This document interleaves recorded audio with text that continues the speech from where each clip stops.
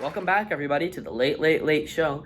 As usual, I am your host, Hassan Badran. Tonight, we will be interviewing another character from a real-life, true story book, like we did with the Freak the Mighty cast. Now, this time, we will not be able to interview anyone in person due to complications of someone missing a flight or something, but we will be interviewing Melody Brooks from the Out of My Mind book by Sharon M. Draper.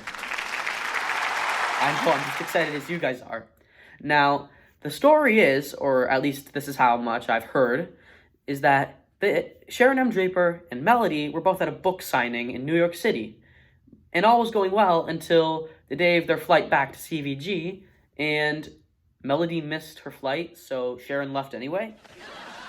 It's a shame. Sharon left with all Melody's clothes. Anyways, so we will be doing this over text, as we did with Kevin Dillon from Freak the Mighty. And, oh, there she is right now. Hello, Hassan. Thank heavens you found a way to have the interview. Sharon must have been out of her mind. Good one. You know, that sounds like a good thing to interview you on first. How exactly did Sharon M. Draper end up writing the Out of My Mind book? Funny enough, Sharon was one of the people who competed against me in the local WizKids competitions. It was part of the book itself. Years later, she contacted me, at which point she had gotten herself a reputation in writing. She asked if I wanted to share the story, and that's where it all began. You know, I'm ashamed to admit it, but I still haven't read the book. However, some of my friends have been quite the spoiler party, so I know a bit about the storyline. I heard at one point that you never did make it to the national competitions. What on earth prevented you from attending it? You wouldn't believe me if I told you, Hassan. Well, anyways, how is Penny doing nowadays? She works for Tesla, you know, the car company. She designs and tests the vehicle safety mechanisms. Seriously, what is so funny, guys? Sorry, Hassan, I have to go now. I'm getting to the airport about 9 hours early for my flight this time. I'll take my chances some other day. Seriously, somebody tell me what's so funny.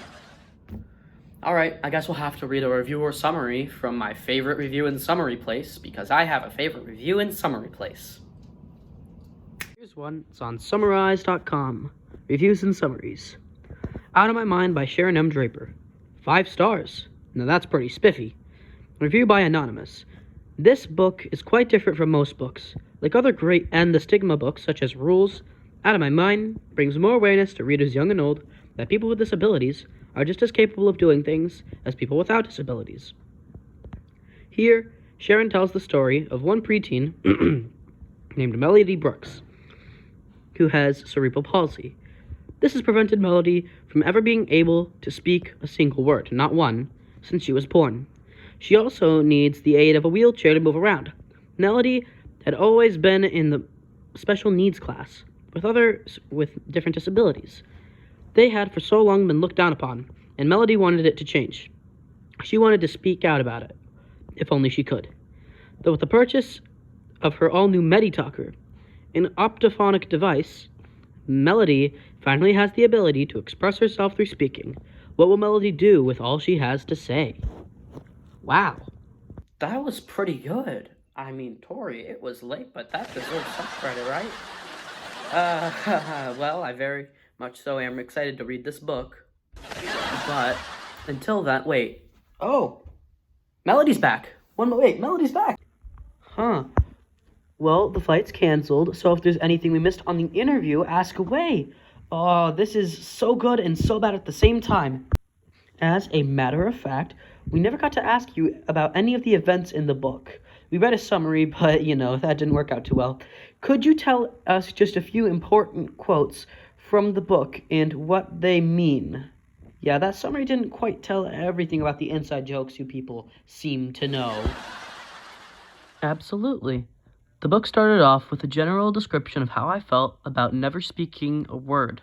It said things like, I'm surrounded by thousands of words, maybe millions. Words have always swirled around me like snowflakes, each one delicate and different, each one melting untouched in my hand. By the time I was 2, all my memories had words, and all my words had meanings, but only in my head. I've never spoken one single word. I am almost 11 years old. Wow, that's deep. I mean, like, that was really deep. I mean, I was going to end this interview abruptly on just a sour note like I did the last one, but in the words of Deadpool, now that's just lazy writing. So, I'm sending you all off on a funny note. This interview may have been fun and all. Daniel's probably calling me out for cracking my fingers. This interview may have been fun and all, but did any of you happen to notice how inconsistent the text stats were? Dun dun dun!